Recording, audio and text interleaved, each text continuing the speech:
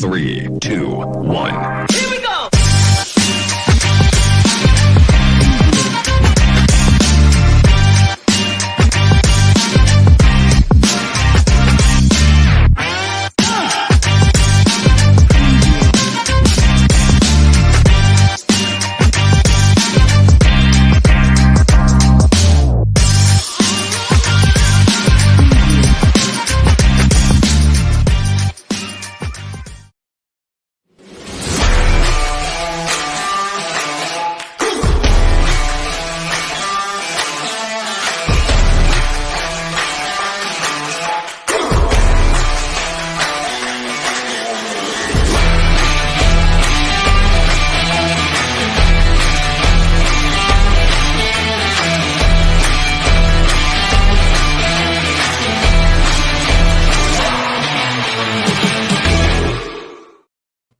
Oh, Dennis, one day you will beat me in that competition.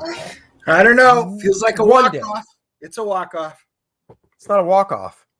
It You was just a don't walk-off. know. You don't know the magical trick of ripping your underwear off from the top of your pants like I do. I have yet to learn how to go monk. It's called Velcro.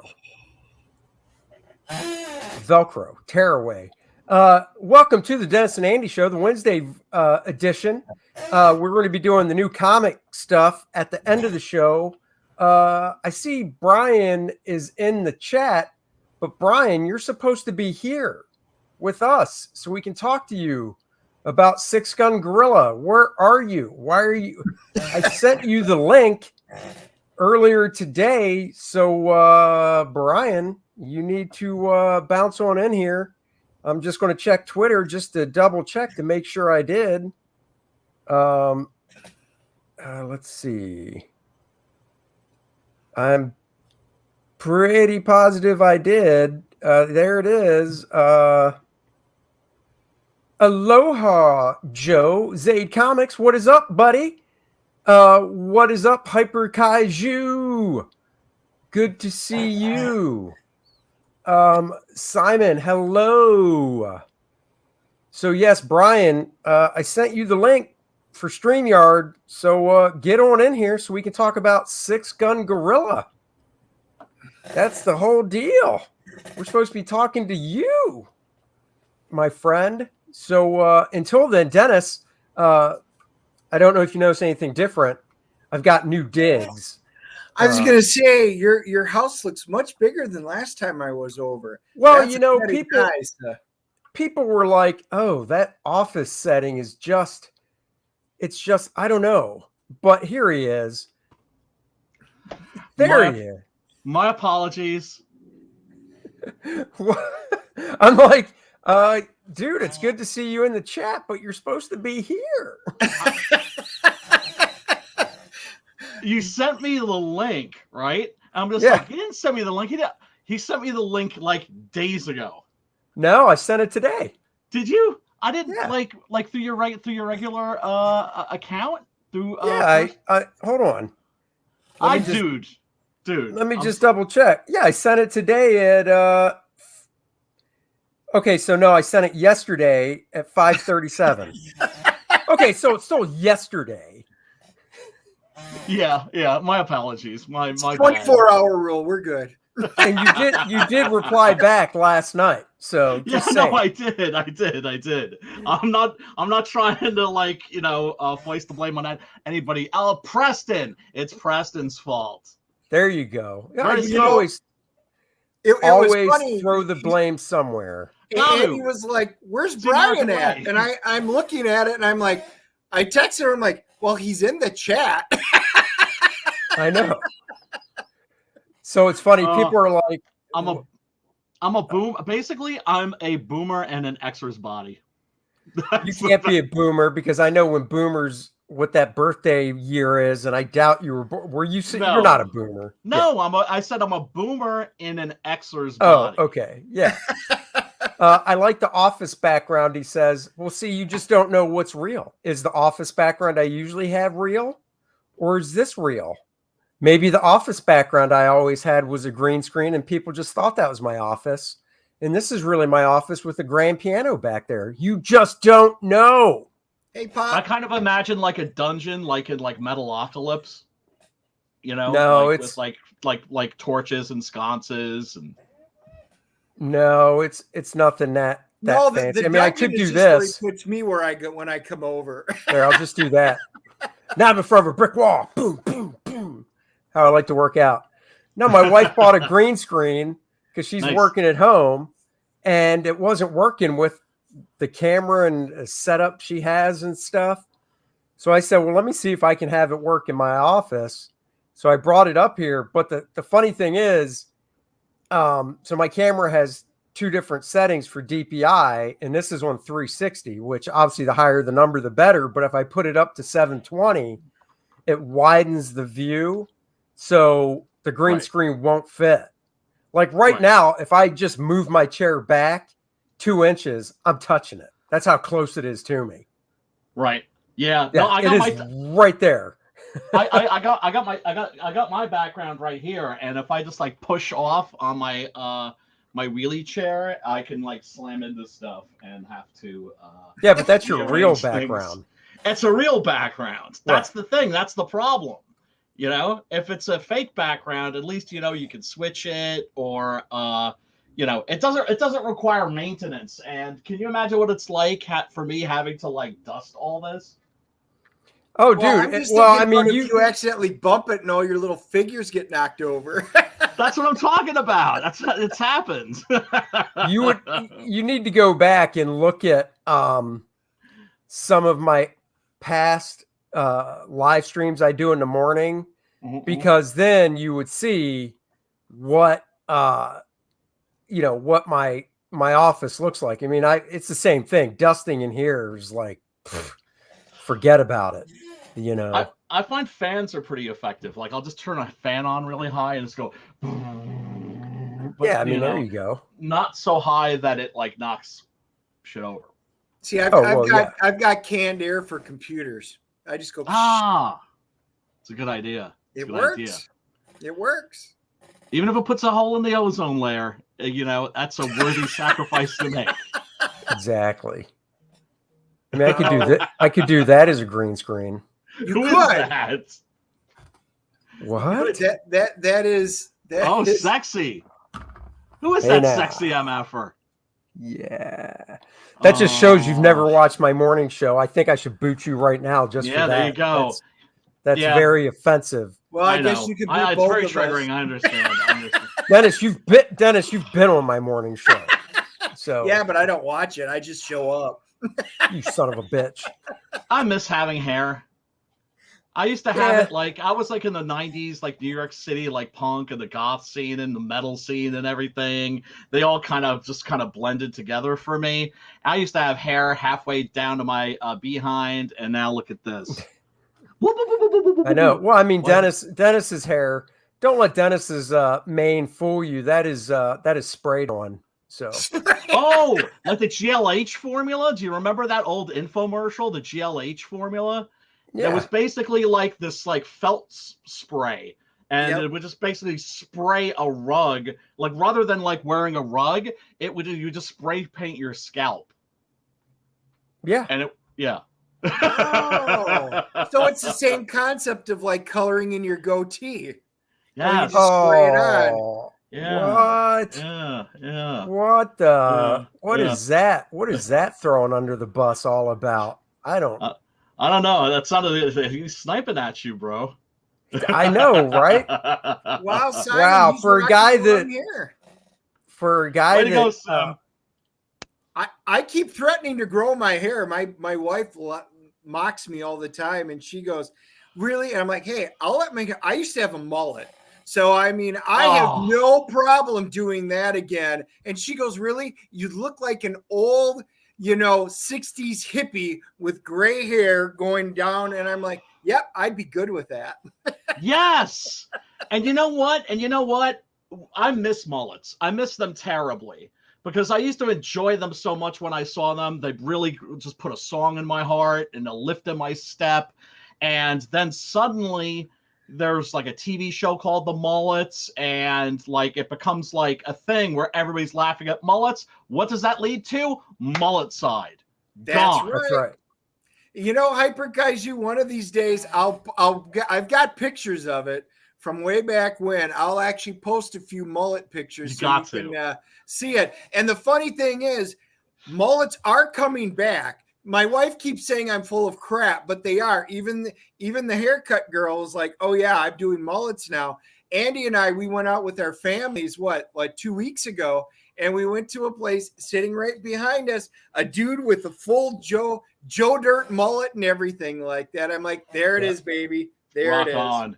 Well, I saw a meme the other day that said that the man bun is the millennial mullet. Oh, please. The man bun is don't even get me started. I would be, if I could grow hair, I wouldn't ever do a man bun. I would be embarrassed. No. That just says it's too much soy. That's all it is. Way too much soy. Yeah. I hope my son's not watching this. But you see, that's the thing. It's like, even just, I guess, like 10 years ago, you couldn't really have a beard. I mean, I've always had a beard because I just look baby-faced without one, right? Yeah. I'm like one of those dudes. And so I have to have one. But back in the day, if you had a beard, it meant you were dirty. And now, like, beards are, like, everywhere. And you even go into, like, CVS or someplace like that, and they even have a little section for, like, hipster beard maintenance. And my theory is the reason why soy boys have beards is because it's the last way for them to display a masculine characteristic that isn't toxic. Sure. I'm gonna start a new trend where I take hair straightener and put it on my pubes, and then I comb them down straight, and it just looks like a big nose sticking out of thing's hair from. And then you're gonna wear Speedos at the pool. I can see you wearing Speedos at the pool. I put glasses down there and be like, "Look, honey, somebody wants to say hi," and then part the hair. Yeah, man. Be like that big orange monster with the sneakers from that old Bugs Bunny. Exactly. You know, Brian, what's wrong with having a baby face? You know, I'm getting older, and twice now in the last couple months, I got carded. Now, the other people I worth didn't get carded. I got carded, and I've got gray. How? Take a venture guess as to my age. I don't know. I would say 42. 52. Oh, you're our age. Holy crap. Yeah. Yeah. And people are like, no, here's the thing. I'm one of those dudes like I don't know, Lee Van Cleef was like that. I was one of those dudes that always looked older when he was younger, right? So if we had to go buy beer, I was the one that went in, right? Oh, there you go. And never got carded going into a bar because my brother taught me the trick, which is look angry. Right? Once I became 21, bars just weren't anywhere near as much fun anymore, right? But now that I've gotten older, now I look younger, so I'm with that program. Yeah. I mean, I moisturize, you know, I rub my face with coconut oil and all that like stuff. I wouldn't describe myself as metrosexual, but I take care of myself. I take crap. I am the exact opposite of you. My face never gets wet. I don't put anything on it. I don't wash it with soap. My wife goes ballistic because she gets facials and all this stuff, and they keep trying to get me to do it. I'm like, if I don't touch my own face, why in the hell would I let anybody else touch my face? And she goes, but your skin is so dry. I'm like, is it? You and the face people are the only ones that tell me that. I don't have any problem, and I still get carded. That's so awesome. That's so awesome. The only friends that I have that still get carded that are our age are Asian. Like I have a friend. Yeah, I mean that makes sense. I have a friend who's Chinese American, and he still looks like he's 15. Yeah, they look young. Yeah, forever. Very, very well. Scandinavians age pretty well too. Yeah.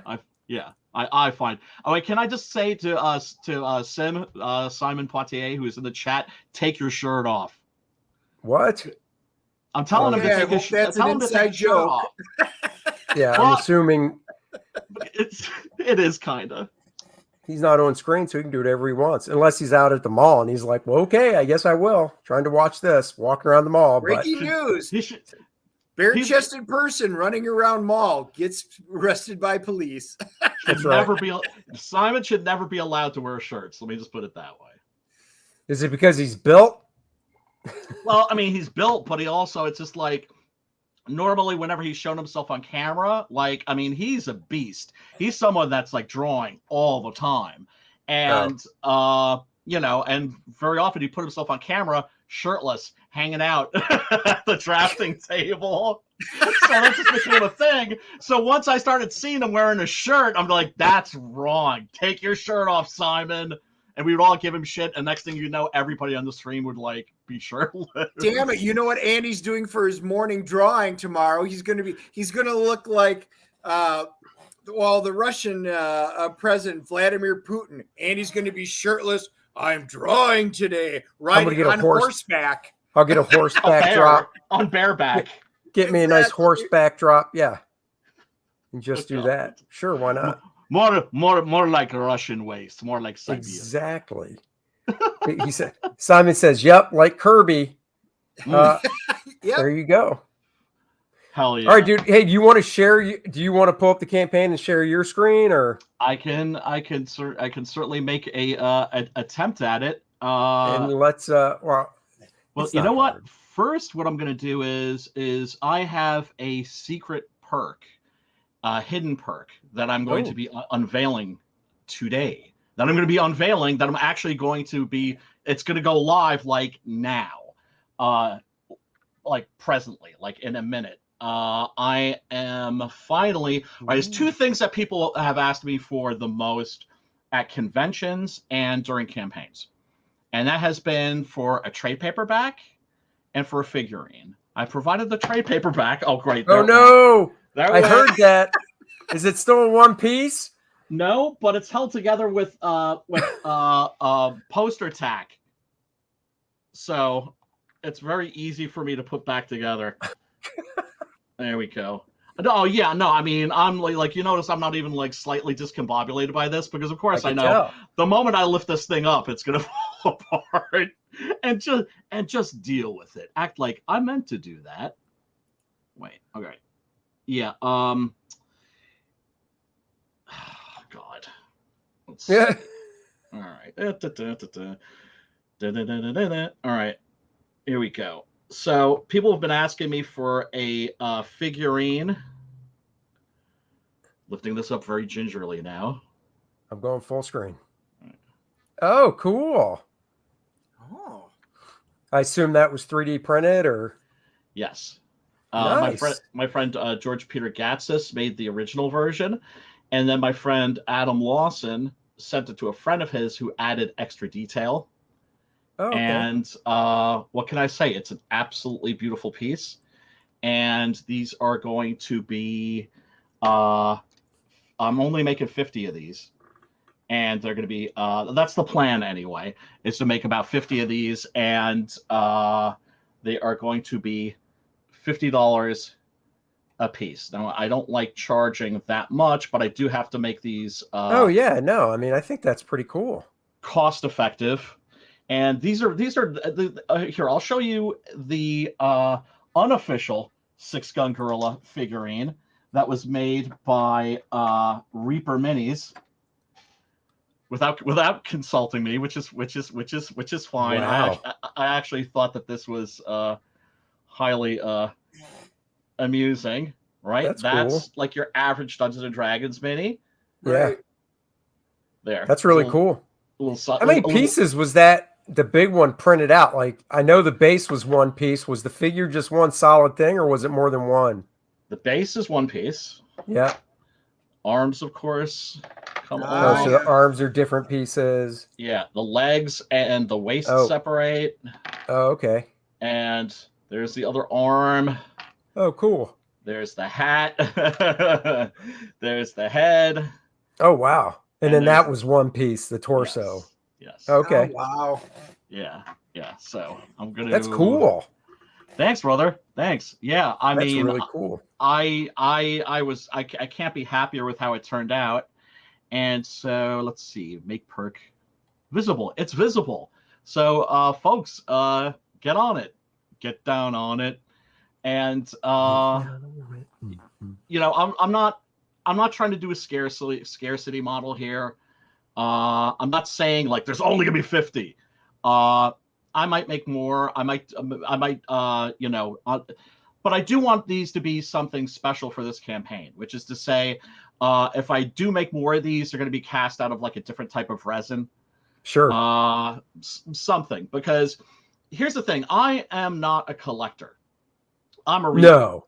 Are you sure? Because the background behind you differs. Right? Just saying. That's like saying jumbo shrimp. Okay. You know, yeah. Yeah, you know, no, I mean, here, like Preston, for instance, he is a comic book collector.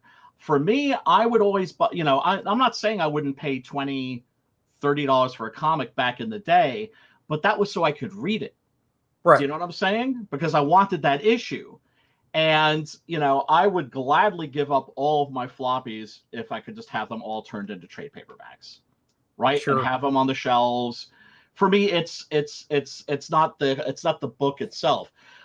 So I'm not like a collector, like, you know, like I don't have to have like the first printing of things, that sort of a thing. Yeah.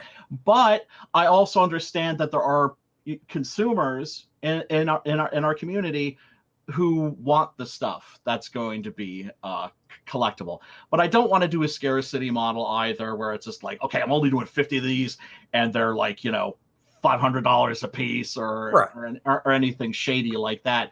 Because for me, it's all about making the backers happy, because the backers have been so wonderful, so kind to me. And what can I say? They're the ones that make this whole thing possible. You know, they literally make our dreams come true. And, yeah. No, I hear you. Yeah. But yeah, so that's live on the campaign page now, folks. Oh cool. Yeah, you were asking me to like share my screen. Yeah, let's see. Boomer. Yeah, I saw it. It just went up live about a minute ago. Yeah, I mean, you can't tell from looking behind Dennis. He's not a collector either. No.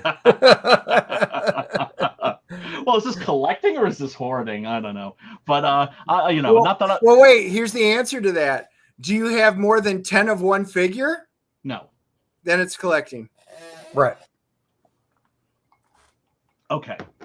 See, so wait, Dennis, what does it mean when you have more than 10 people buried in your backyard besides serial killer? What does that mean? Well, that's not really collecting. Oh, serial hoarding. Well, they're serial hoarding of your kills. I got it. Yeah, the trophies, you know. Trophies, that's right. That's what they call them. Yeah. Dennis has his trophies in his backyard. That's why they'll never put a pool in. He says they won't put a pool in the backyard because it's too pricey. And I'm like, it's not that. It's because if they dig up your backyard, all these decomposing bodies are going to be turned up. It'll be like the movie Poltergeist. All the things come just shooting up. Like shooting out like corpses shooting up out like out of like a toaster. And then my neighbor will be sitting there pointing, going, Carol Ann, Carol Ann. Right. Exactly. All are welcome. Come, all are welcome. Okay, let me try and do this without hopefully being too boomery. It's a select screen. If you need sound, make sure you click share sound. It's in the lower left corner. I see mute website notifications while sharing. No. When you do share screen, before you select the screen to share, in the lower left-hand corner of that pop-up, it says share audio. And then above it, you click the screen you want to share. Huh. Maybe I have the wrong browser.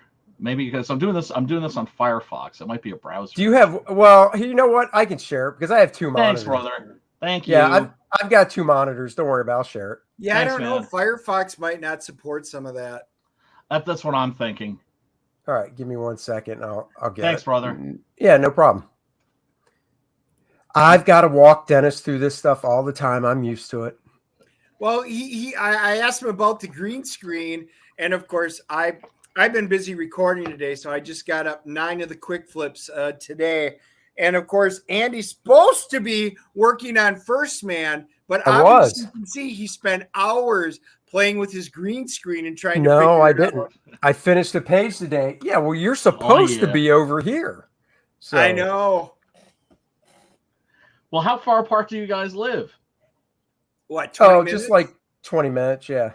Oh, they really have no excuse. All right, well, so... I usually am. We're usually over there on Wednesdays, but today was just one of those days, so we did it remotely. Good. It's all good. It's all good. Yeah, it's one of those days. All right, let me share the screen. There's the gorilla figure. Nice. I know. It is really beautiful. Much gratitude to I forgot the name of the sculptor now, the one that did the touch-ups. I'm gonna have to send him a gift basket or something. Yeah, there it is. 6-Gun Gorilla, Cemetery Without Crosses. This is the 8th book in the series. Is it really? Yeah. Wow, that's awesome. Yeah. No, it is. It is. I am so grateful because the response to this series has been overwhelmingly positive. I don't say that to boast. I say that out of gratitude, Sure. Because you put your stuff out there, you don't know if people are gonna vibe with it or not. You don't know if they're gonna connect with it or not. And people have really connected with this series, and the critics have been super duper duper nice. And I really really couldn't ask for more. So why don't you? Now I got it. It says stepping in to take over art duties from the late great. Late usually means somebody passed away. Is that what happened? Yeah. Oh man. The original artist on the series, Adrian Sibar, he passed away last year. He was it was really bad. And heartbreaking, really. I can imagine. He was a joy to work with. We did 7 issues together, so we had that shorthand that you have between a writer and an artist. You know what I'm saying, right? And I only met him once. No, actually, no, I know. I mean, he came in for like the 2016 New York Comic Con, and we had the first 2 issues. We had the cover artist there. We had myself there, and Adrian, and Adrian was just he was just a real sweetheart and an incredible talent, and man, we sold 350 issues. We actually ran out of comics on the second day. Yeah. I mean, I like to think it's because like we had just like an amazing comic. We had all 3 of us there, for like, the only time ever. And we were signing comics, and people seemed shocked that we were like selling them for $5 a piece. Like signed by all of you just for $5. I'm like, one thing I will never do is charge money for my freaking autograph, right? That ain't never happening. But I think also part of it had to do with the fact that we had like the only comic in Independence Alley that year. Cool. Yeah, that wasn't a zombie comic. Oh, gotcha. Yeah, because everything. Well, here, let me grab my pass real quick. I keep it because it definitely has sentimental value for me. And now it's gone. I can't find it. I must have taken it down and showed it on another stream, which means it's right.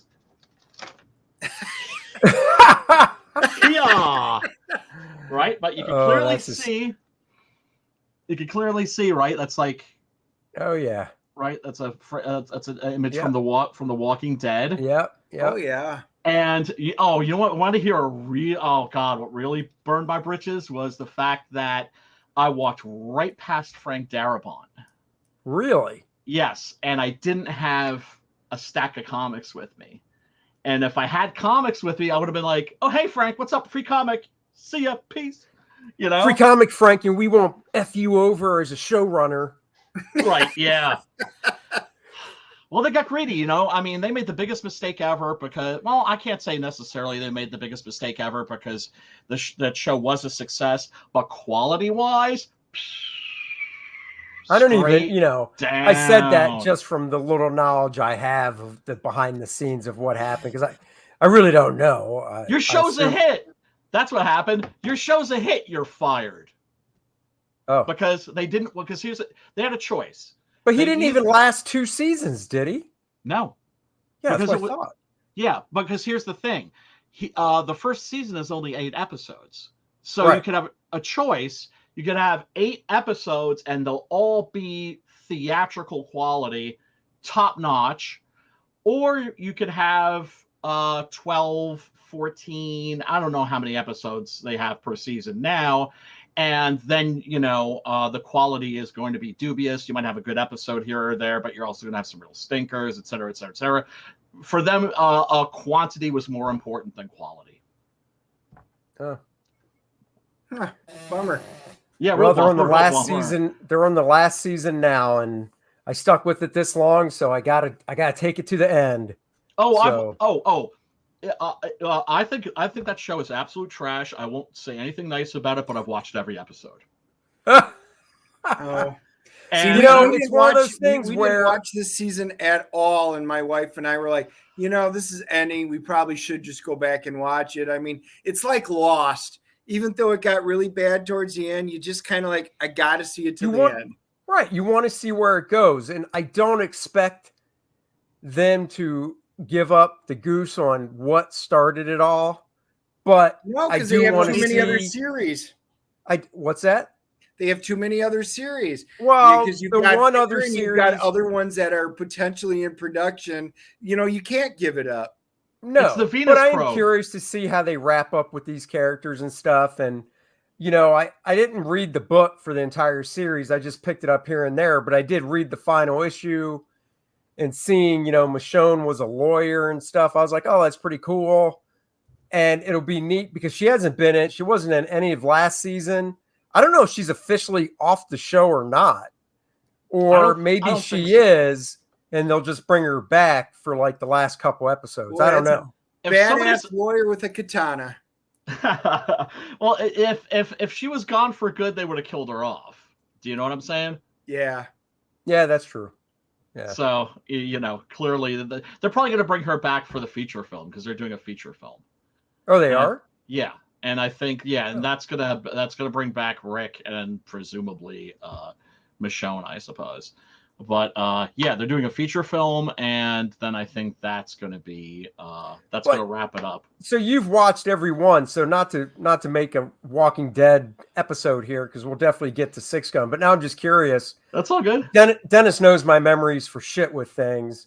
The last we saw Michonne is when she went off with that guy to supposedly go to his family or whatever. You know what I'm talking about? Yeah.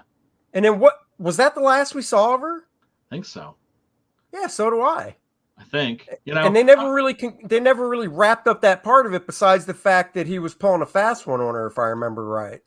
But I don't think it was like an evil fast one. I think it was like a good fast one, right? But that's just it. That was like that's it. That's the last we've seen of her. And then Maggie. The only reason Maggie's back is because the show she had on ABC, where it was her and the other guy, and one was FBI, one was CIA, if I remember right. Only lasted 1 season, which was a shame because I thought it was a pretty good show. But, she left to do that. And if that show was still going, she wouldn't be back. But that show got canned after 1 season. So it's like, yeah, I think I will come back. Well, I mean, you don't want to do oh God, what is that guy's name? He was on NYPD Blue. It was a huge head. Oh yeah, the dude with the red hair. David Caruso. Yeah. Right? It's like, okay, you're on a hit show for like 10 years. right? I can understand why you'd maybe want to go do something else. At the same time, it's just like, damn, you're going to be pizzade for the rest of your life. Was he on it for 10 years before he walked? I thought he wasn't on it that long. I thought it was like, because it's been so long, right? That I thought it was a few years and the show was really building up the momentum as a hit show. And then he was like, I'm out. And it's like, what are you doing? One season. That's all he was. He was on for one season and he was like, I'm a star. And then he like quit and and he did he did a remake CSI Miami. Well, he did a remake of Kiss of Death. Yeah. Which was it with Nicolas Cage, which wasn't it wasn't bad, but it wasn't. No, it wasn't bad, but I was talking TV stuff because he tried being a movie guy and that didn't work. Yes. And then I think it was CSI Miami that he was on, and that lasted a few seasons. Oh yeah. By no means did he completely disappear and screw the pooch. It's not like he's what's he doing now? Unless he's literally doing a self-retirement, like, no, I'm good. I make residuals and I don't need to work. I don't really watch TV shows unless they have like zombies or people chopping each other up with swords. Oh, I watch a lot of TV that's not that way. I was just telling Dennis. Dennis earlier today that all the new stuff on, the main networks is starting this week, and there's at least one show. I'd say there's at least two shows every night on, different of the three networks, ABC, NBC, CBS, that I watch. Mm-hmm. So, he's not on anything. Put it that way. Right. Well, I mean, I Internet Movie Database for when you just absolutely have to know. Yeah, that's true. Yeah, which is whenever we watch a movie, that's what my wife's on all the time. All I have to say is, hey, isn't she from something? Phone's up. I mean, she can't even wait 3 seconds. Nope. It comes in hand. I have a friend who's like that. Like one of my horror movie buddies is like that, and it actually comes in handy sometimes when there's something that's like driving me crazy. Like, God, like, oh, I know that dude, right? Then that happened this week. So my kids were like, hey, we're watching this old Stephen King, Red Rose. And they go, we remember this from when we were kids and we were traumatized by it. And I'm like, how in the hell did you watch it as a kid? Because I sure didn't show it to you. And of course they blamed my wife on that. And they're like, well, you guys watched it. And I'm like, I have never seen that in my life. Nancy Travis and stuff. So we went and looked it up and I'm like, we even watched the video of the trailer. And I'm like, no, never seen it. So my wife and I said the other night, we need to sit down and watch this because my kids just watched it again from being traumatized as a kid from this thing. So we're watching it and I'm like, oh, it's Rose from 2.5 Men. And, he started going through and I'm like, hey, she's familiar. And my wife's got the phone. She's sitting there going, oh, Austin Powers. And I'm like, oh, yeah, Austin Powers. But I mean, we couldn't even do it. But no recollection. Never have seen it. Don't know how my kids saw it. Wow. So Joe says David Caruso's retired, but I don't remember reading anything where he's like, I'm retired. But once again, he can't be. I doubt he's 60. He's older than us, I'm sure. Gotta be. But then, what was the other star of NYPD Blue that stuck with it to the end? His partner in the first. Dennis Franz. Dennis Franz. I mean, what's he doing? He's not doing anything. So he could be. I mean, look. He's been on that show forever.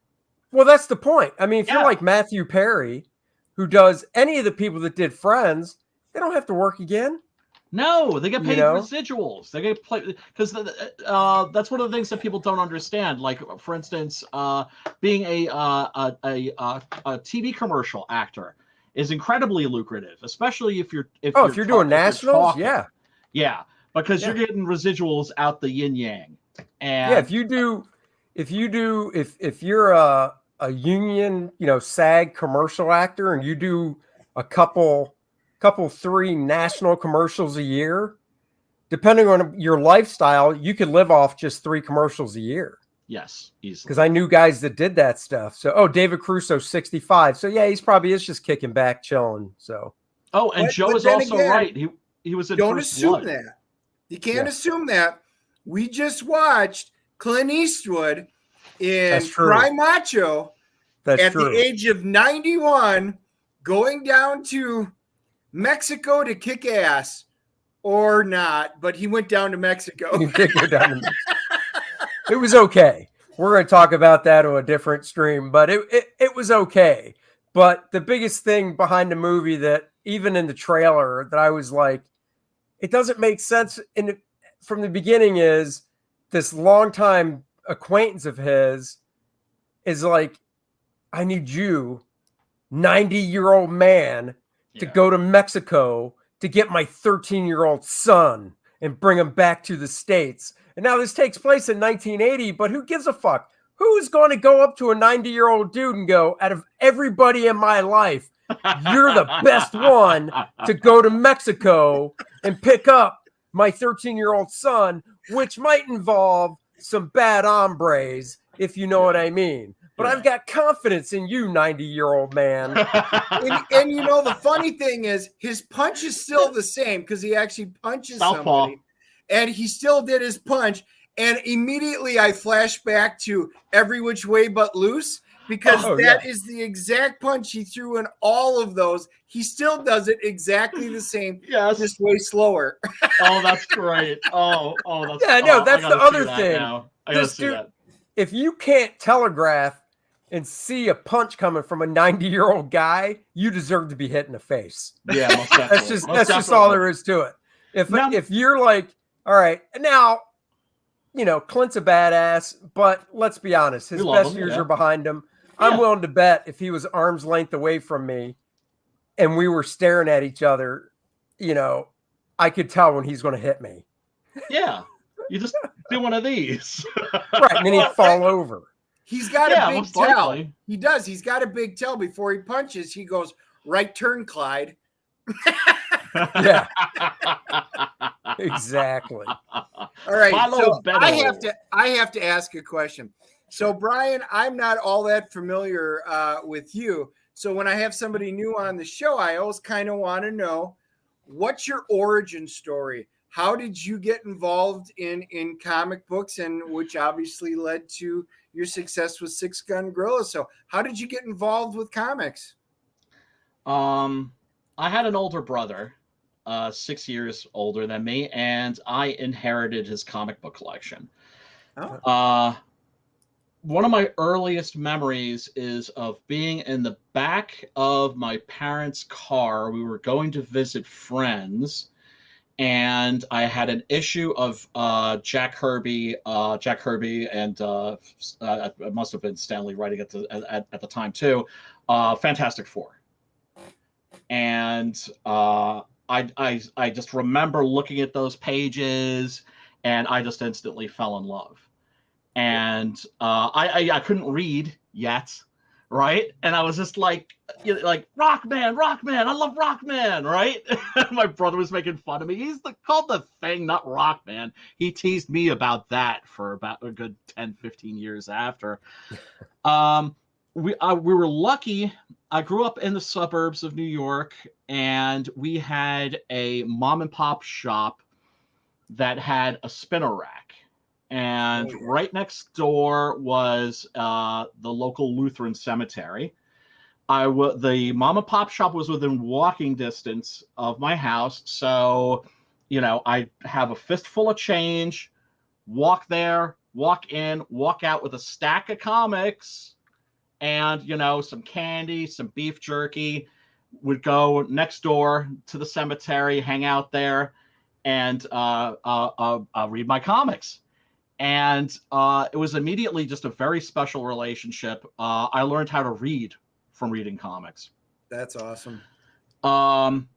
In sixth grade, I had like a college level vocabulary.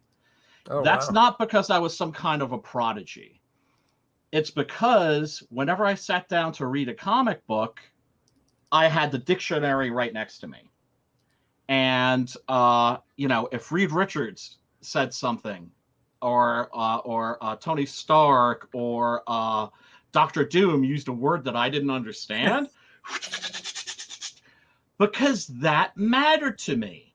Right. It was important, right? I was like, I got to know exactly what Doctor Strange said. So at the age of 6, you knew what the word rube was. Yes.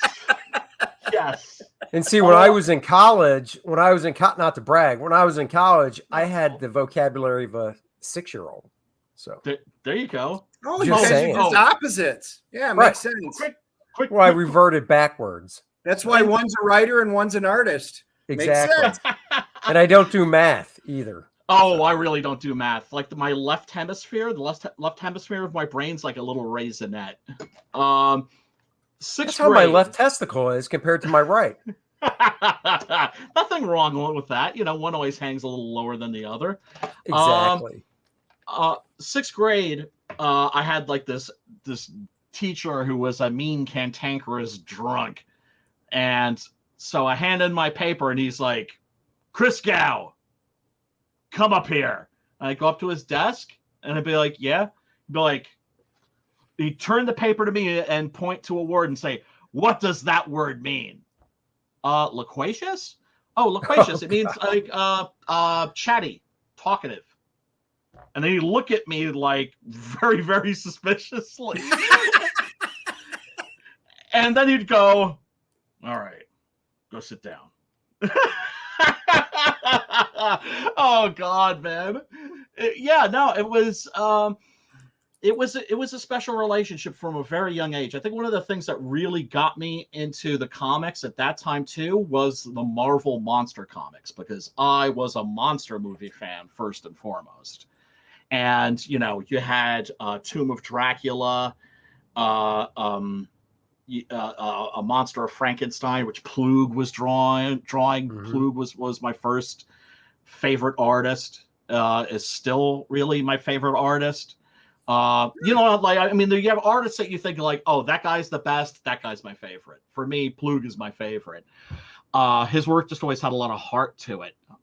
So Man-Thing, Swamp Thing, Morbius the Living Vampire, Werewolf by Night, Ghost Rider. You know, a lot of those don't hold up very well, to say the least. But I gobbled those up and I loved them. And that was a love that, you know, I mean, of course, you know, I got to that point where, you know, I discovered girls and I stopped reading comics. But for many of us, comics has been like an on-off relationship, right? And then I got back into them in the late 80s. And oh my God, the indie scene in the 80s was just unbelievable. I mean, you had First Comics, Eclipse Comics, Comico, et cetera, et cetera, et cetera. And most of the guys in CG, for instance, are like 90s guys. I'm like an 80s guy, like to the core. I mean, I was loving, you know, stuff like Grimjack and Nexus. And, oh, sure, yeah. Badger. You know, Badger. Yeah, I was just talking to Mike Barron the other day. He said that Six Gun Gorilla is quote unquote majestic. Oh, nice. Oh, dude. That was a real thrill. That was a real thrill. And oh God. And then I don't know if you guys know who Jorah Lansdale is. I don't think so. Oh, it rings a bell. He was one of the splatterpunk writers, like in this, when there was the splatterpunk scene in horror in the 80s. Now he's mostly a mystery writer. Like he did the Hap and Leonard series, which was turned into a TV series for a couple of seasons. He did a whole bunch of Jonah Hex comics. Done some Batman and that sort of a thing. And he's always been one of my heroes. And I sent it to him, and he sent me like this big, lovely quote that's at the beginning of you'll see it at the beginning of the trailer. And it's also on the cover of the original version of the trade paperback. It's also on the big banner I have for my conventions, because I was just like, no matter what happens, like nobody can take that away from me. Yeah. But yeah, like like so many other people, I was on the outside looking in when it came to the comic book industry, when it came to the mainstream comic book industry. Now I'm with a lot of people, and we're looking at the mainstream comic industry, and we're just like, yeah, they can go and do their own thing. Not interested in breaking in to Marvel and DC anymore. I'll tell you that much. Sure. But I mean, I've been writing comics and comic scripts for years and years and years and years, and it is the most unnatural, most difficult form of storytelling you can imagine, because you're telling a story in still pictures, right? Yep. And that's just a very unnatural way to work. Once you get the hang of it, it's cool, but it takes a while to get the hang of it. So I had a story that I believed in. I found an artist. I told him what I could pay him. That artist, of course, was Adrian. He did such a beautiful job.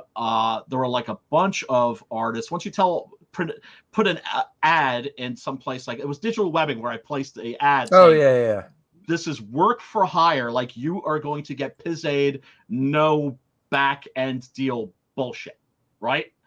And this is what I can afford to pay you. If you're interested, send me sequentials. So, of course, people would send me, character sketches and stuff. Gone. I had it down to about 5 artists and then 2. And the reason I went with Adrian was because his work always had a lot of heart to it and emotion.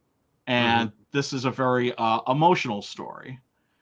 I told myself that if I was going to tell the story, it was going to have to be played straight, because everything in comics these days is always, it's winking at you and self-aware. And I wanted to do something that was sincere. Right. And I also just feel that this kind of story, it's just more fun if you play it, if you play it straight. And part of me was thinking, dude, you should go Garth Ennis with it and have him pulling people's heads off and pulling their arms off and sticking them up their asses. And then I was like, you know what? Let Garth Ennis do Garth Ennis. I'm the only one that can do me. And that's one piece of advice I would give to anybody that's doing this. Do your own thing, because you're the only one that can do you. And, you don't know how people are going to react, if people are going to vibe with it or not. But one thing's for sure, if you don't put balls out sincerity into what you're doing, other people aren't going to be able to connect with it. If you're not present, if you're not passionate about what you're doing, it's going to be very difficult to get other people to be passionate about it. Sure. Well, let's watch the trailer, then we'll talk about it some. All right. Thanks, brother. Yeah, man. Brian Christgau, your book, Six Gun Gorilla, is excellent. Six Gun Gorilla, awesome. Awesome comic book. We've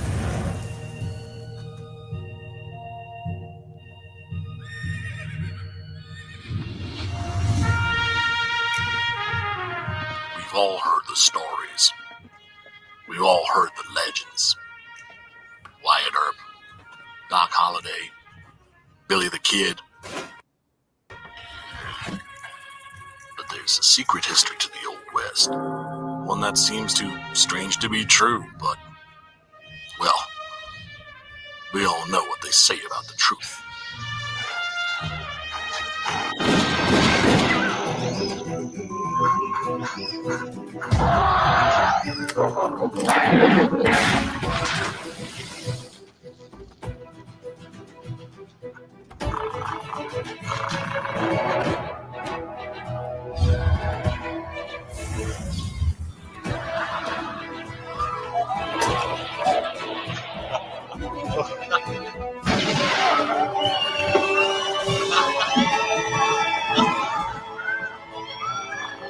Very big ape, very big guns, throwing very big holes, very bad people. I think the world is finally ready to hear the story of the strangest, the most startling Western hero of them all.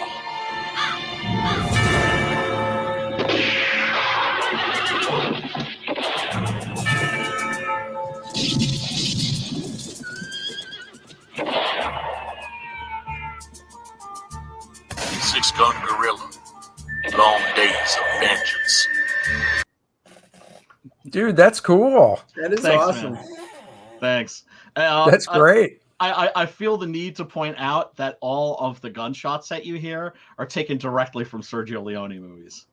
Oh, really? That mattered to me.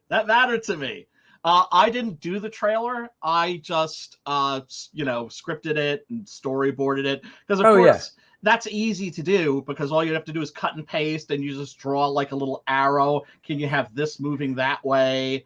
And, it was a friend of Adrian's, actually, who put that together and just did an absolutely a beautiful job. That's one of the covers that we're selling. We have 2 covers for this. I normally don't like to do variants because it feels like double dipping to me.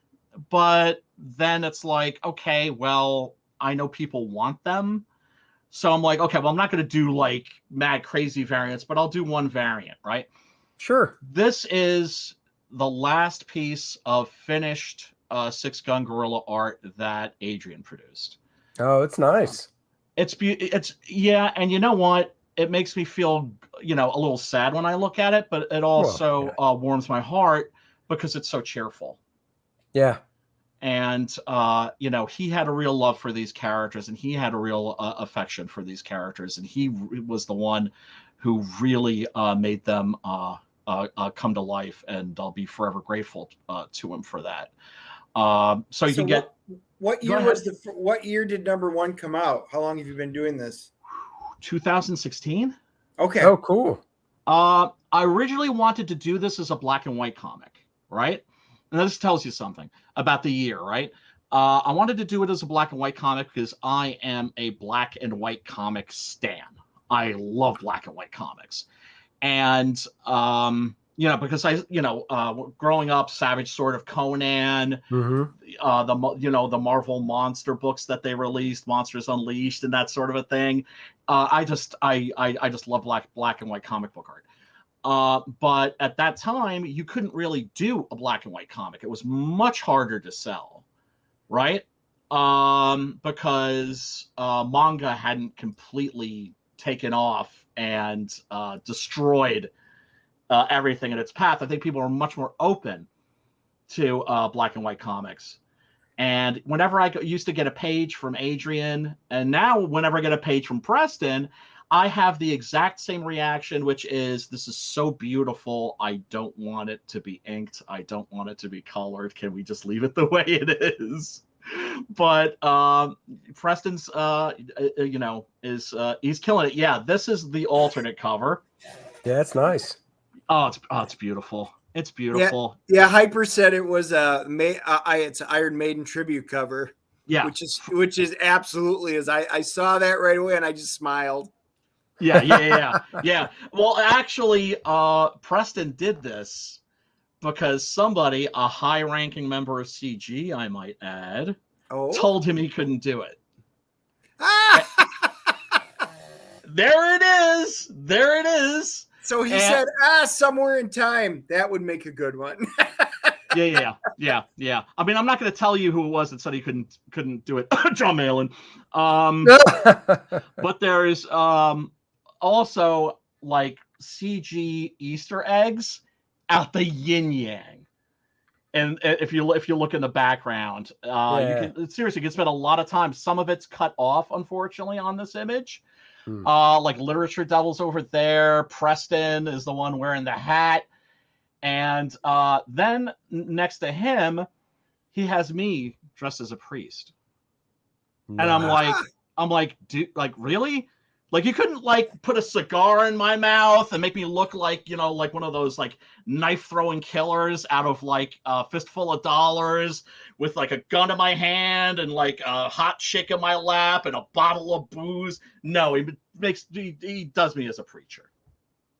And he's never going to stop hearing shit for that. That's cool looking. It's beautiful. It's beautiful. It is.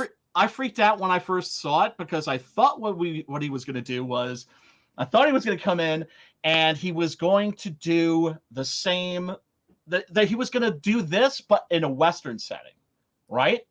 And that instead of the, these would all be, instead of the aliens, it'd all be human beings and everything. This would be a cantina in the Old West, not in the far-flung future.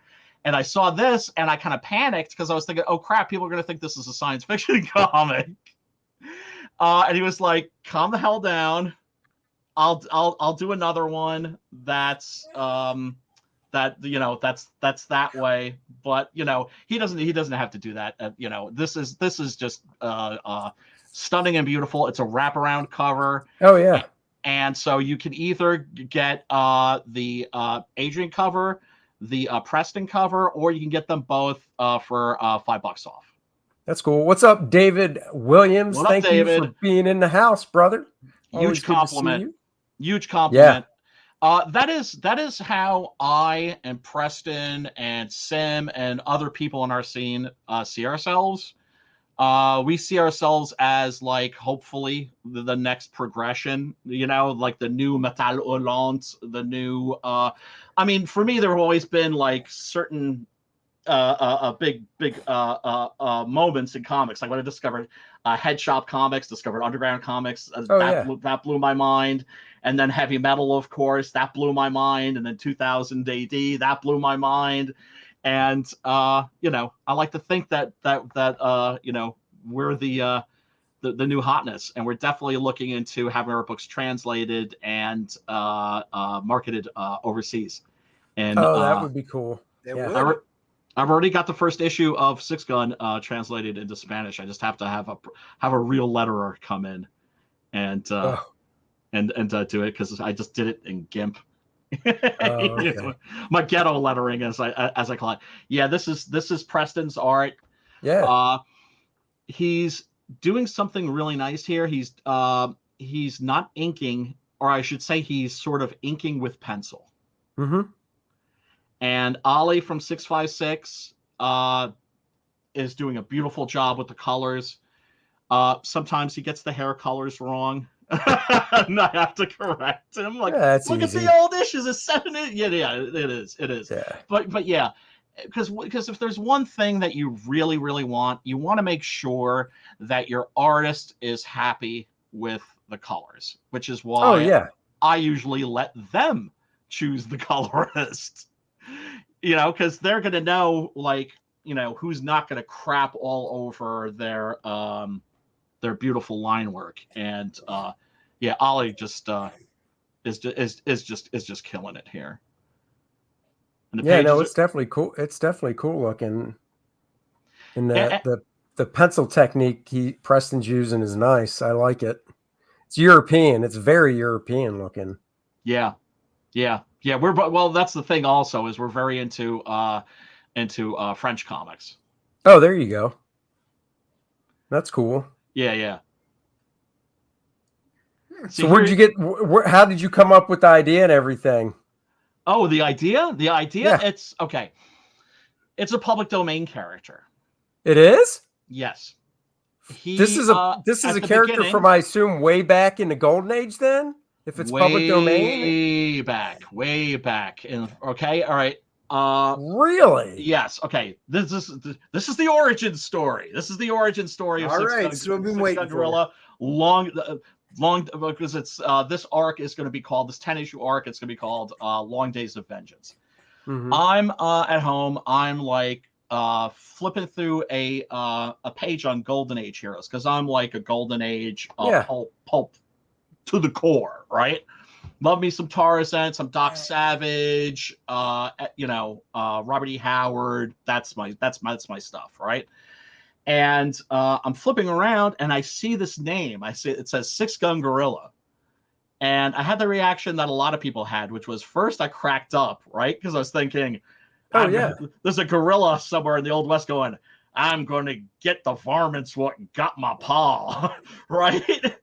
And then I thought about it a little bit more, and I was like, that could actually maybe be awesome. And so I was like, I got to read this. And then I did a little research and discovered that it was originally printed in the pages of Wizard magazine. This is not the new Wizard magazine. This was this was a British pulp magazine for boys, and I think 1939.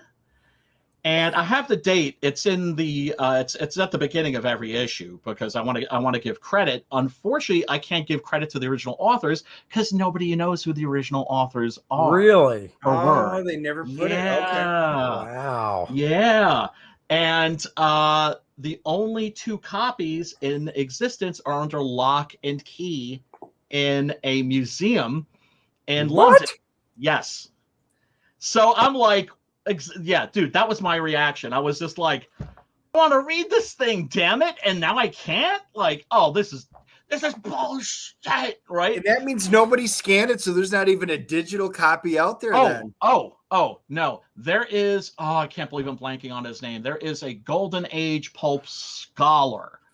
Okay. Yeah, I'm annoyed that I'm forgetting his name because he's done a lot for the community, for that fandom, right? He went over and got permission to scan the pages, and he put them online as a free PDF. Oh, However, nice. Yes, but this is years later. Right? Mm-hmm. So all I have is that title. I hop in my car, and I'm like, I'm upset. I got to get myself like some junk food. My favorite junk food is Arthur Treacher's Fish and Chips. There was one Arthur Treacher's Fish and Chips in Paramus, New Jersey. The only one left that I'm aware of. I hop in my car. I put on the Hawk the Slayer soundtrack, and I'm driving there. I pull in to the parking lot, and I have the entire story. That never, ever has happened to me before or since, where a story emerged whole cloth. And I was, I didn't have all the details, but I had the story. And yeah. And so I was just like, I got to write this. And it's like, if I can't read it, I got to write it so I can read it. And yeah, it just turned out great. That's great. Yeah. I see even Hyper Kaiju likes Hawk the Slayer soundtrack. That's funny. That's right. Yeah, no, I always have to drop that. Always got to drop that. Da, da, da, da. Right? Because it's like this like jamming synth soundtrack, and it's very heroic and everything. I was just listening to it, and I was just like, okay, I could see him swinging from the bottom of a Zeppelin here. Nice. Going after the fucking bad guys, right? That's right. Right? And yeah, a little spoiler for this issue. Zeppelin. Ooh. Yeah, cool. I mean, yeah. And it works into the story beautifully. And I am a big research guy. And I did the research and discovered that it is highly improbable that there were dirigibles of the sort at the time, but it could have been possible. Oh. That's to say the technology was right around the corner. And in the Old West, there were UFO sightings that almost certainly fit the description of dirigibles. And once I discovered that, I'm like, all right, now I got it. I can have my Zeppelin. Look, if the Wild Wild West can show anything, anything's possible. Well, that's true. Yeah, but that's true. But here's the thing. When you're creating a world, and in this case, it is a fantasy world, I'm trying to tell the hidden history of the Old West, as it were. Okay. And there is a whole Six Gun Gorilla extended universe that I'm going to get into, right? And other characters, because once this 10-issue arc is finished, I want to do a kind of Magnificent Seven of the Weird West. that is called Any Okay. Gun Can Play, and that's going to have Six Gun Gorilla in it, but not as the star, as part of an ensemble. Oh, okay, cool. With a bunch of other like really bizarre Old West characters. Well, just so long as Gene Autry doesn't show up. Oh, he's your favorite. You don't like Gene Autry? Oh, he does. Empire? The Phantom Empire, man? Oh, dude, I love me some Hollow Earth. Story with Gene Autry and me in comic books. So that'll be a story for another day. Okay, I'll take your word for it, sir. It's funny. I don't doubt. I don't doubt. But yeah, it's we're on our 8th issue, and 2 more issues after this. Although I'm going to try and finagle my way into having Preston make it a double issue. There you go. You heard it here for the first time. He's going to pressure him into doing it. No. I'm not going to pressure him. He knows like jujitsu. He could like F me up, right? Oh, okay. I mean, I know HEMA. I know historical European martial arts, right? Like, so if I happen to be carrying like a German longsword with me, and somebody like bum rushes me in the parking lot with a bastard sword, that's the ass. But you know, I don't know any practical martial arts. But cool. Yeah. Oh God. Yeah. Just you know, really, really, really happy to have the fans and the readers that I have and the backers that I have, and you know, much love to you folks. And oh yeah, man. I mean, that's what it's all about. They're definitely supporting us, and it's fantastic that they do. Oh my God. You know, going through this, I mean, you can get issue 8, both covers for $25. That's awesome. And you're saving 16%. So that's a sweet deal. And I mean, honestly, both covers are really freaking nice. Aren't so, and it's cool to be able to see the wraparound is, you know, basically one image like this. So, you know what just the front looks like. It looks great. You know, I'm really torn. They're both so nice. I'm a huge Iron Maiden fan. So for me, I mean, I like both of them, but as soon as I saw that, I'm like, oh yeah. You know, yeah, that's great. You know, and that's we've gotten a lot of that, and it's this beautiful canvas, you know, acrylics on canvas cover. That's what I was going to say. Is that real paint? That's real paint. Damn. I wish Preston was here. I sent him the link. How large is it? Do you know? He's got it like whenever he streams, it's behind him, right? It's like hanging out on an easel, and wow, it's about an average sized canvas, I would say, because that's the thing about Preston is that he's very multi-talented. Yeah. He is a great illustrator. He's an incredible painter. He's doing tattoos now. Oh wow! Yeah, I mean really, that is. I thought that was real paint, and I'm like, God, I really hope it is. Because I mean, obviously digital's fantastic these days, and I know people can do that digitally, but I'm just looking at that going, God, I hope that's a real painting because that is just so cool. Yeah. Well, here's the thing about Preston. Okay, he's not here, so I can say this. Preston's a rock star, but he doesn't know it yet. So don't let him know, because I'm trying to get as much. I'm trying to get as much work done with this sucker as I possibly can before Hollywood comes in and just goes yoink. He's an incredible talent. That is one hell of a portfolio piece to have, right? That is cool. And also he's just a really, really, really, really, really cool guy. He's one of those people in the community that goes out of his way to help newcomers. And, you know, doesn't brag about it, doesn't boast about it, doesn't even mention it really. Yeah. Not publicly, right? Because that's to me like the real beauty of this scene is that we have people that will be like hanging out in the chats for years, and then they'll take a look at a guy like me and they're like, oh, he's not that bright and he's doing this, maybe I can too. And they'll throw their hat in the ring, and you know, if their work looks like it could maybe like it's not there yet, somebody like Simon, somebody like Preston will go and contact that person. Yeah, I'm outing you guys. We'll go and contact that person and give them some tips and help nurture that new talent. You know, the Sure. mainstream, they're all like shanking each other, right? Like in a prison fight, because that island is getting smaller and smaller, and the water is rising and rising and rising, yeah. and they're all just pushing each other off, right?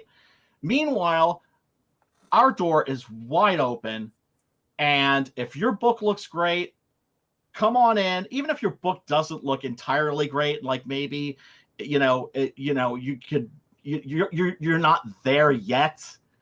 You know, the door is always open. We always help new creators and always welcome them. And that's one of the reasons why this year there was just such a tsunami of books. And a lot of guys like me, like, we're not making the same amount of money as we were like last year, because the competition is so fierce and you can only back so many books, right? Right. But that's okay. We're okay with that. Sure. Because we're seeing people coming up, and we're seeing people leveling up, and we're seeing people getting better at their craft. And that's always exciting. And that's why I wish that this scene was getting more attention, more people knew about it, you know, outside of our bubble, you know, because this is a rare opportunity. You're going to be, it's like, because it reminds me of like watching, like if you read like Frank Miller's Daredevil run. Oh, yeah. Right? You see, like from issue 1 all the way up to the last one that he did. I mean, not including the times he came back, right? With Mazzucchelli and that sort of thing, right?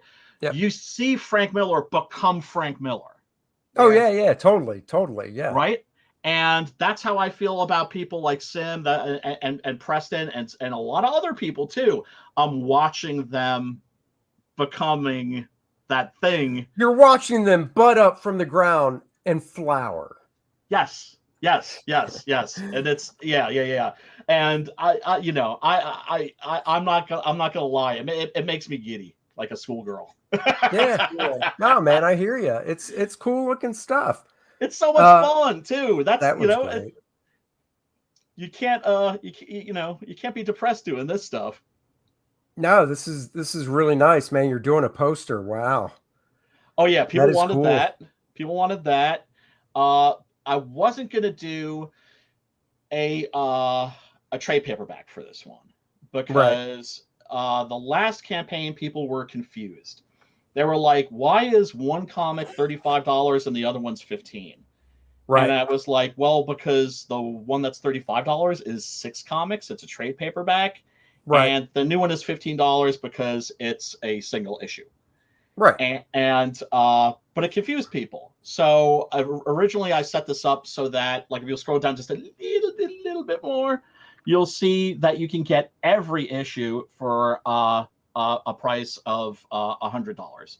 So if you order them all, you know, I of course I'm gonna knock 5, 10, whatever I can off the off the price. And I was like, I'm only gonna do floppies now, damn it. And then people were like, well, we want a trade paperback. I was like, okay, if I'm going to do a trade paperback again, collecting the first 6 issues, I'm going to at least do like a new cover, like a campaign, like a campaign exclusive one. Yeah. That way, I really feel like, okay, well, people are getting something new.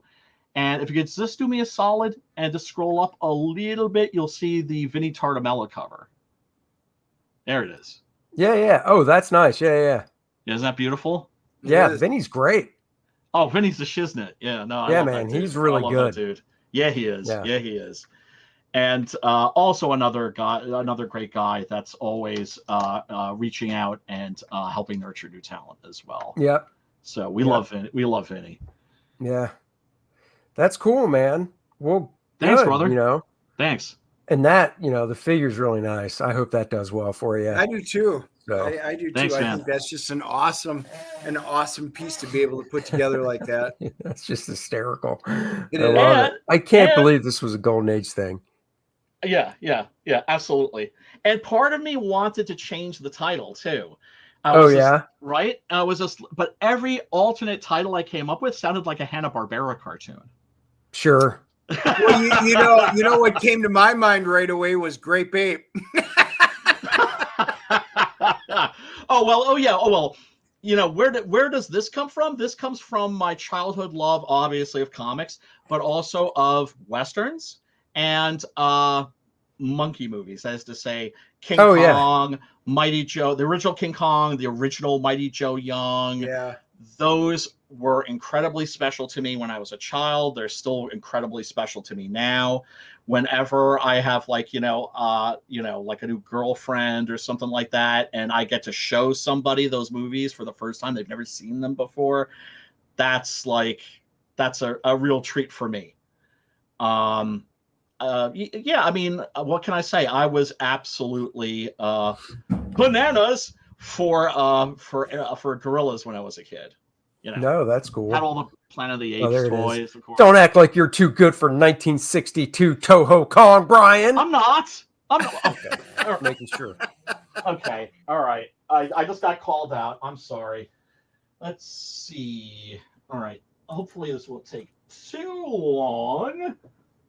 Okay, I can't. All right. Yeah, I'm not gonna do that right now.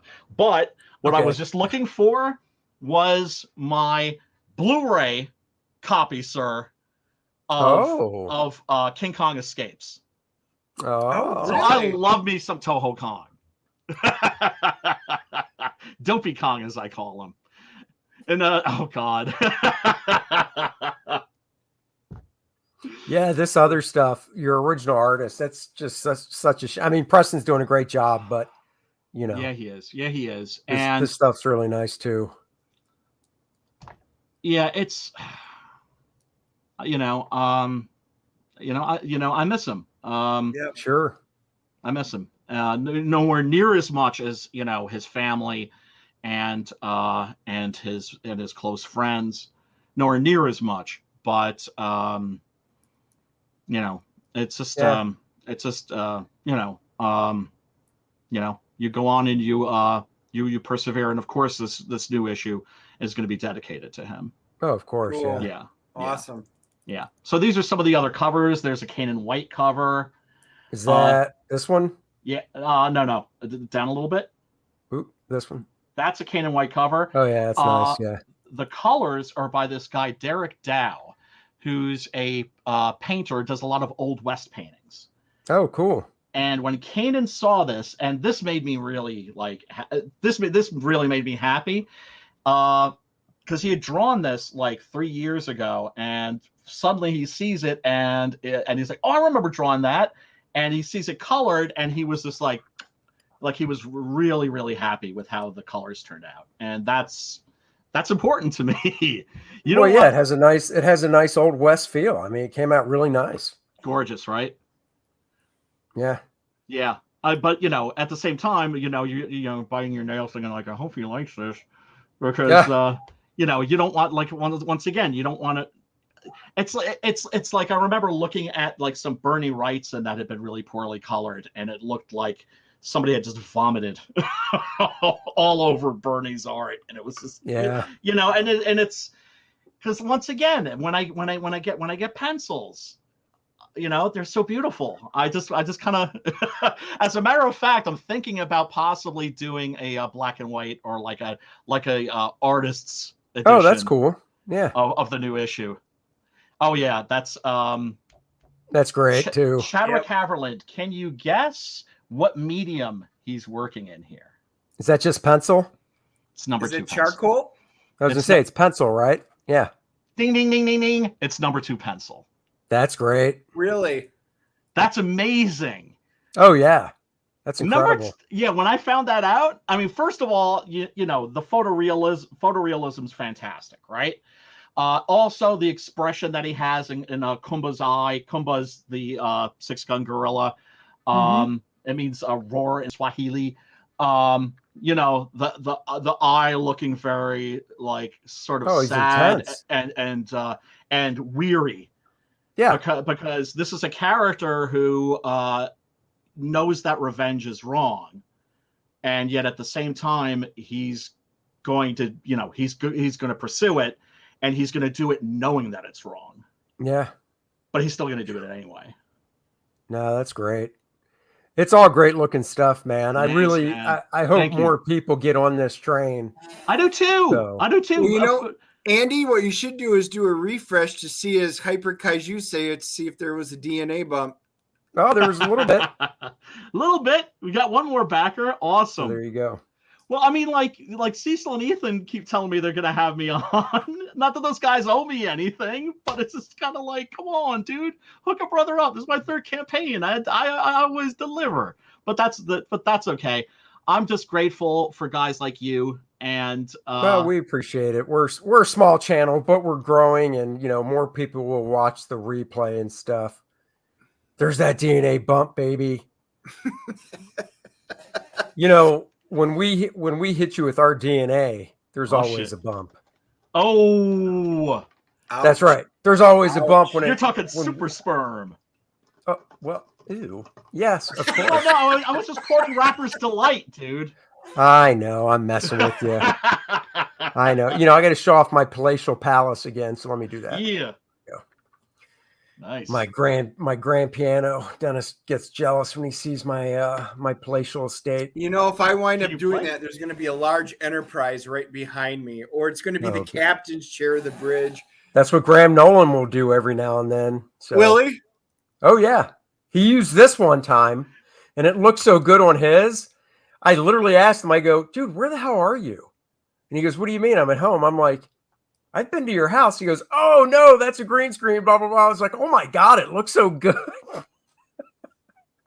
It does. It does. So, I mean, I'd have to have like a Hammer horror movie, Well, I just did this today. I've got lots of time if I'm going to keep it to integrate other stuff, but but you don't have lots of time because you got to get cracking on First Man. I do. Man. Yeah, you do. I do, and I need to get cracking to dinner. But hey, Brian, thank you for joining us today. Thank you for having me, gentlemen. Oh, anytime. Yeah, this was a real pleasure. It was nice to meet you.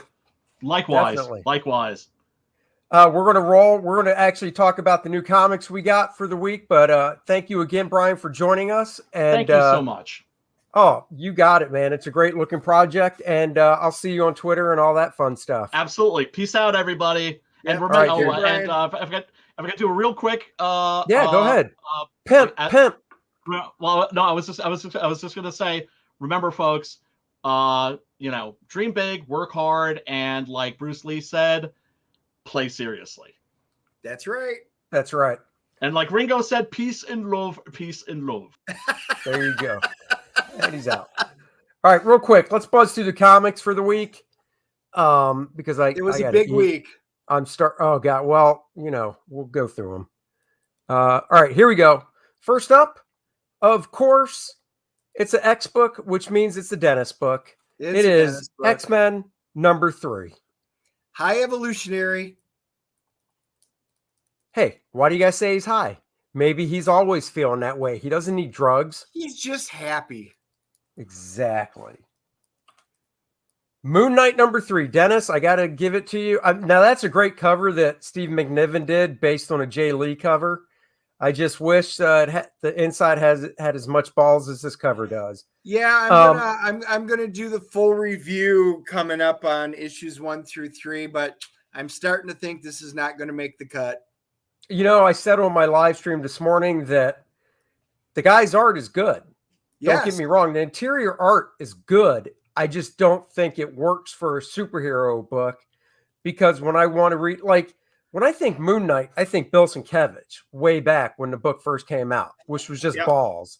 Then, even the stuff in the 90s, 80s and 90s was cool. Stephen Platt reinvigorated it for a few issues. And then Dave Finch did it like 10 years ago. And that stuff was just awesome and balls. Mark Texeira did a 4-issue miniseries, which was great. This guy's art, to me, just isn't it isn't superhero art. It's more real world stuff.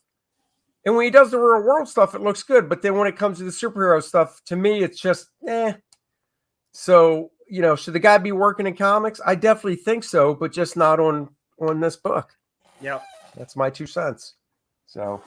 And the story's been mad, but that'll be another review. Oh, The Last Ronin, one of mine. I got 3 books this week, yo. 3. Three. Did you 3. guys hear that? 3 books. 3 books. Last Ronin. It's been so long since number 3 came out. I'm going to have to go back in and reread it. And actually, I don't even need to reread the whole thing. If I just reread the last few pages, I'll be like, oh, yeah, okay, now I remember. So, yeah, Last Ronin. Looking forward to that. Guardians of the Galaxy. How's this one doing, Dennis? Oh, Halloween theme, it looks like on the cover. Well, I think this is the end of the series and, the end of the storyline. And this is going to be dropped off my pull list. If you remember, I know your memory. Next thing you know, number 19 will be in your pull. I do have to remember to tell him not to pull it, so I do have to physically remove it. Ooh, new story arc starts here with Alien number 7. The first one finished off. You can go back in and check out the reviews. Did you enjoy it? Yeah, I really did. I hope they keep this team. They've got a winning team. Marvel does for Alien. I've told you, I was surprised. This is solid. That's cool. I might have to pick up the trade because I do like Alien, and now that I know that the first arc is 1 through 6, that's cool. Onslaught, Revelation, one shot, sucking you in with a one shot. I saw that and I said, I know Dennis is getting this. It was automatically in my pull, and I'll get it. But you know what? I am just getting so sick of digging up all of the villains from the past and what they're doing with them. There's been nothing fresh about them, so I'm getting kind of bummed. I'll read it. I'll let you guys know, but I have very low expectations. Damn it.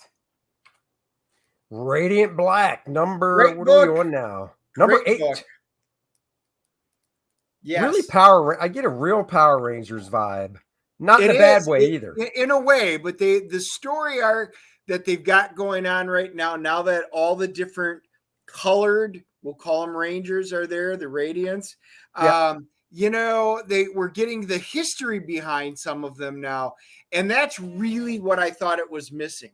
And I'll read through this one and give it a review, but I just did a full review of the first 7 over a couple of videos, so you guys can go and check that out on our YouTube. Sweet. Oh, I knew you'd get this. X-Core 5 million. I even hate the cover. God, I love when you buy stuff you hate. It's just hate, and it's the worst out of the X books. And I didn't think it was going to be phenomenal, when you read who was in it, what it was going to be about. But I at least hoped it was passable. Man, the problem is they're writing all of these stories now where everything's integrated between the X books. So they did way back when, they're writing it. And like I said, my patience is starting to wear thin. Oh, that's too much. X-Men Legends number 7, Billy Tan back at Marvel. Larry Hama story. I almost got this because I do like Billy Tan's artwork. So it looked good. I did flip through it right at the show. I love this. Only real comic nerds hate buy comics they don't even want. It's true. It's habit. I'm so sorry, true. guys. My wife yells at me too. Eat the rich. Hey, wasn't that on the back of AOC's dress? Oh no, that was Tax the Rich. Never mind. Yeah, I did the full review on the first issue and a quick flip. Interesting. It is kind of in the vein that I thought it was going to be, but you can go check out my full review of it and then find out. There you go. And X-Men Legends is out of the X books. I maybe it's because it's harkening back to the older days, but I think that's what it is. I think it's because it's telling stories from the most popular time in X-Men history of sales. It really is. And Marvel just doesn't quite get, that stuff is still cool. Just because it's back then doesn't mean you still can't. Look, Spider-Man's costume, Spider-Man came out in what was it, 61? Yeah. 61. And that costume lasted for over 20 plus years before the black costume, 25, 26 years. And then all through the 90s and stuff, you know, and you don't have to, if it ain't broke, you don't need to fix it, is all I'm saying. Vinyl number 4 is one Dennis and I both get, the serial killer book that is fun. I love this dude. He's just great. Fabulous book. You read Plastic yet? No. Dude, I've got 23 new books to read this week. I mean, I've got to get through all of this to do videos on before I can even remotely think of going back and reading trades that I picked up. Hey, you know what I'm hearing?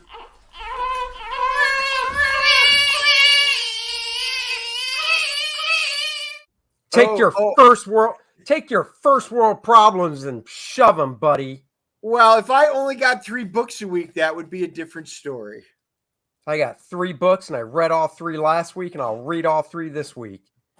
Dune, House of Atreides. You know, I am going to save up this Dune stuff because I am really looking forward to the movie. I did read the beginning part of this saga, and I like what they're doing with it. But I think I'm gonna keep getting it, and I'm gonna back off. And I think I want to read it in one fell swoop to do it. So it's going to stay on my pull list. There you go. By the way, it just started pouring here. Yeah, it just ended here about 10 minutes ago. Oh, so it came your way. Yeah. Bunny Mask. How many issues is this anyhow? Is it like 6 or? I'm going to assume it's a 5 or a 6. It hasn't shown anywhere. We know it's a mini series. I think Maniac in New York, which Moody drew, I think that was a 5 issue. So I'm assuming this is going to wrap up either next issue, maybe go to 6. Interesting storyline. I'm kind of digging it. It's a good horror story. You know, you can't tell if it's just horror, if it's a little bit of like a serial killer thing, if it's a little bit. Are you saying horror? You're calling this girl on the cover a whore? It's a horror story? It's a horror story. Horror. That's too many R's. Oh, you know, you and your hyperbole. I know. Frontiersman. This one, I must say, I actually flipped through, and it did look kind of interesting. The art looks good. Yeah, no, the art does look good. It gives me a shirtless bear fighter feel. So you have to let me know how it is.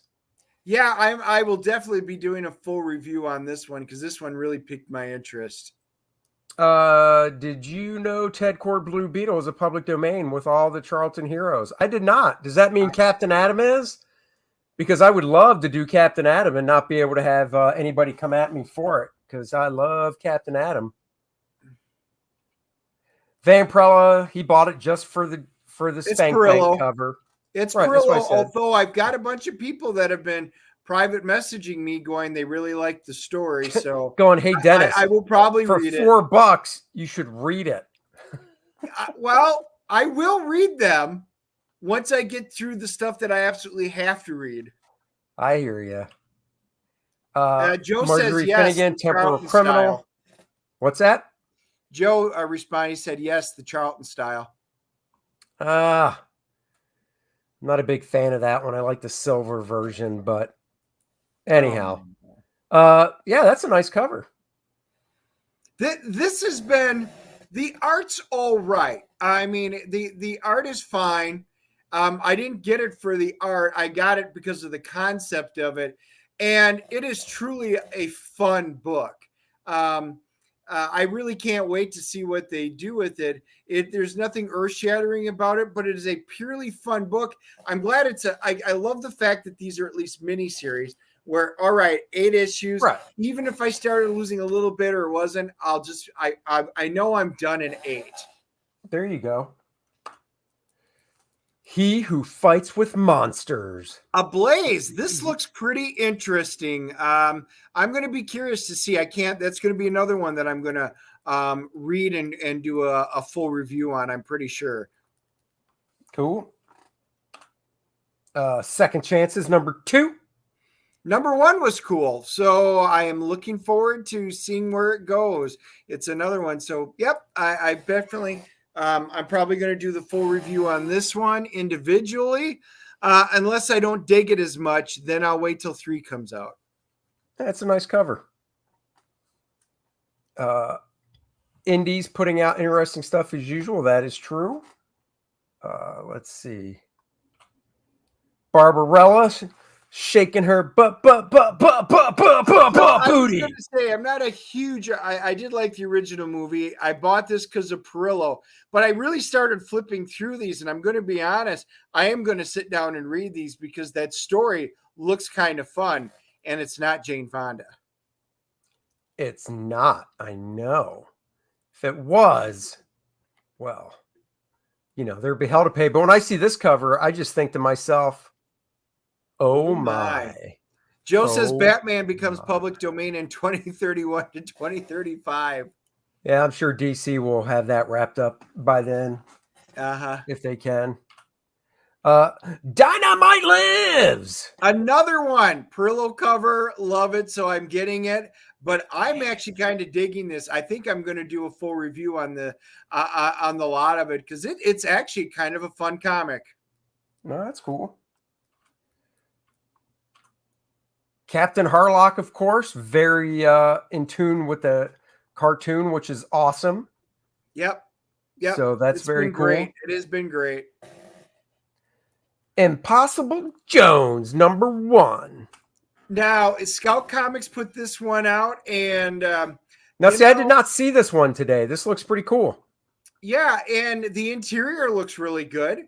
And you know, I never read any of the original Impossible Jones stuff that came out. So Scout got the rights. Don't know how that was all done. I knew it was coming out, so I'm going to be curious. This will be my first foray into Impossible Jones. Well, you'll have to bring this one over so I can check it out. I'm curious now. I didn't even know about it. Blade Runner Origins. Still a thumbs up. I'm loving both Blade Runner series. We just did that. Oh, I see Dennis left off the other book that I got. Wait, nice, Detective Dennis. Didn't make it? No. Oh. It's fine. Let me just look. Whatever. Detective. I got Batman Dark Detective #5 by drawn by Andy Kubert. I'm a big Andy fan. The story's pretty cool, so I'm looking forward to reading that tonight. So I did buy that as well. So that was my third one. Dennis wanted to make me look bad, make it look like I only got 2 when I got 3. I see how it is. So there you have it. Oh, Dennis, I meant to ask, did you read Fight Girls #3 yet? I have not. Again, that'll be this week, and I'm going to be gone all weekend. So, but it came out last week. I know, and I didn't get all my books noticed. I only got some of the reviews out because I'm still behind on reading. It's been a really busy week. I hear you. I'm not even going to play the baby crying again because. Did you at least like #3? I did. That's why I asked you if you read it. Yeah, I thought it was really cool. I'm looking forward to seeing what happens next. So, you know what I should do out of my first 3 comics? I should just read the same comics you get so you can ask me about them. Honestly, you should. See, I knew that was coming. Well, I mean, you should, especially Fight Girls. We always talk about Fight Girls, but no. See, look, Dennis, too busy suffering through X books. Fight Girls 3 was great. Yeah, he suffers through X books like a teenage girl cutting herself. He just has to do it for the pain. Oh, damn. That, you know, I'm done. He's reading an X book with a razor blade going, oh, God. What did they do to Jean Grey? No, you bastard. And I do it within the Darth Vader from episode 3 voice. No. All right, guys, that is the show for today. We will be back next week. If we have anything interesting, we might just pop on out of the blue. So make sure to subscribe and hit the notification. So if we just decide to go live to talk about something, you don't miss out. But we will be back next week. Yep. And thank you again for joining. And always like and subscribe. Go back. First Man 2 Learning Curve. Now, we would appreciate it because Dennis does appreciate it when you do that stuff as well. Until next time, we'll leave you with the dance.